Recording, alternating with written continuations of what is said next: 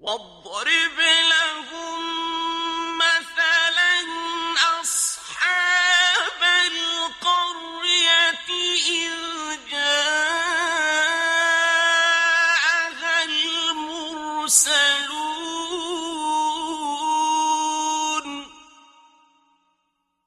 ان کے لیے آپ صلی اللہ علیہ وسلم اس بستی والوں کی مثال بیان کیجیے جب کہ ان کے پاس رسول آئے۔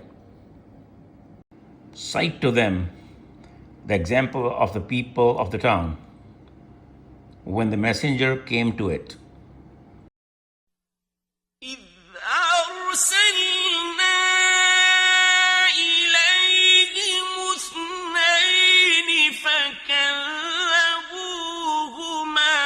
فَعَزَّزْنَا بِثَالِثٍ فَقَالُوا إِنَّا إِلَيْكُمْ مُرْسَلُونَ۔ جب ہم نے ان کے پاس دو کو بھیجا اور انہوں نے ان کو جھٹلایا، پھر ہم نے تیسرے سے مدد کی، پھر انہوں نے کہا کہ ہم تمہاری طرف بھیجے گئے ہیں۔ When we sent to them 2 messengers and they rejected both of them, so we confirmed them with the third one. So they said, "We are sent to you." قالوا ما أنتم إلا بشر مثلنا وما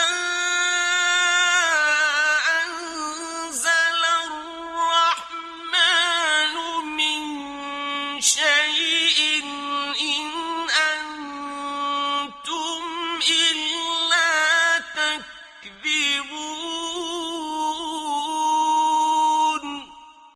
انہوں نے کہا، تم کچھ اور نہیں مگر ہماری طرح کے انسان ہو، اور رحمان نے کوئی چیز نہیں اتاری، تم اور کچھ نہیں مگر جھوٹ بول رہے ہو۔ The people of the town said, "You are no more than human beings like us, and Rahman, the all-merciful Allah, has not sent down anything. You are but telling us a lie." قالوا ربنا يعلم إنا إليكم لمرسلون۔ انہوں نے کہا، ہمارا رب جانتا ہے کہ ہم تمہاری طرف بھیجے ہوئے ہیں۔ The messengers said, "Our Lord knows that we are undoubtedly sent to you. وما علينا إلا البلاغ المبين۔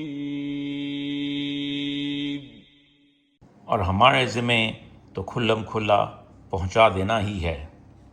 Our obligation is no more than to convey the message clearly.